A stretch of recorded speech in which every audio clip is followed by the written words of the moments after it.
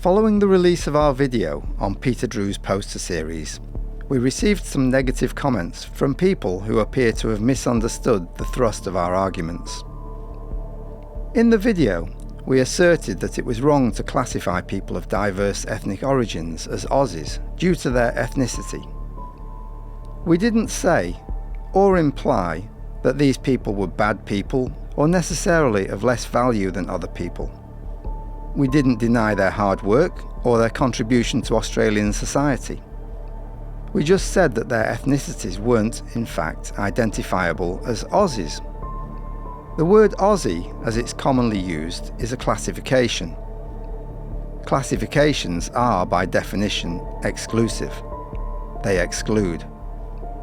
The classification bird excludes mammals. Therefore, a chimpanzee is not a bird. It may live amongst birds, it may like birds, and even identify as a bird, but it isn't a bird. That isn't a moral or ethical judgment.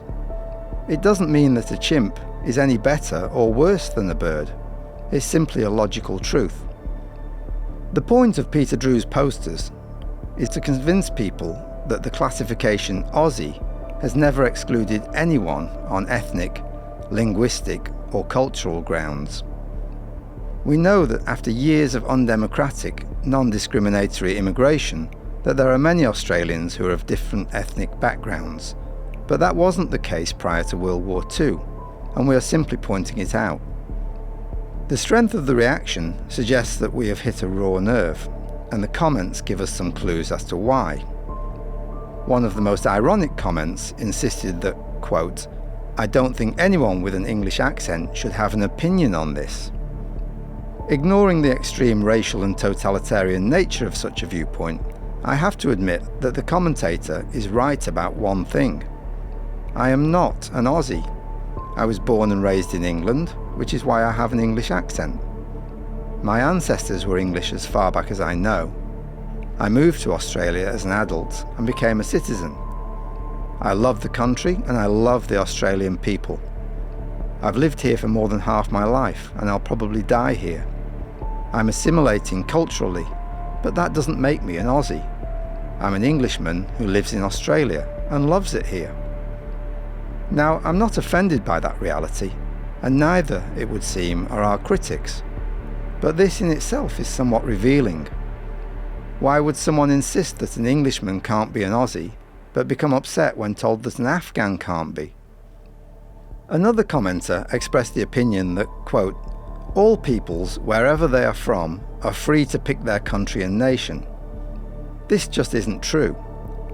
Even if I was allowed to emigrate to Saudi Arabia, which I'm not, I still wouldn't be an Arab. That, however, is not the point of these posters.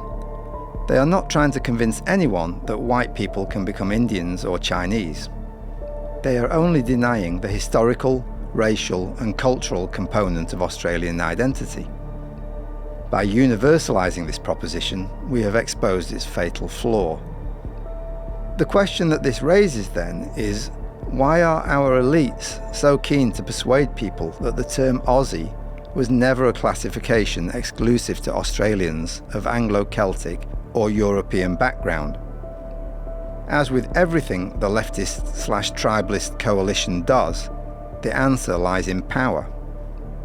In the movie The Incredibles, Buddy, the nemesis of Mr. Incredible, explains how he will undermine the superheroes.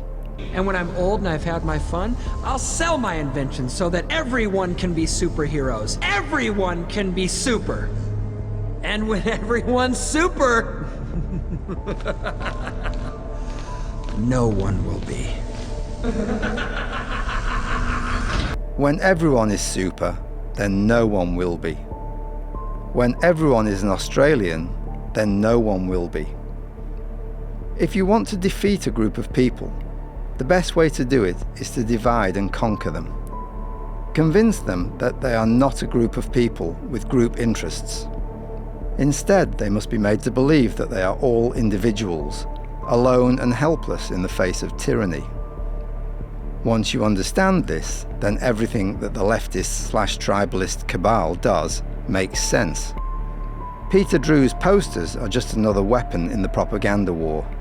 They are designed to undermine the belief amongst white European Christians that they belong to a group with which they can legitimately identify.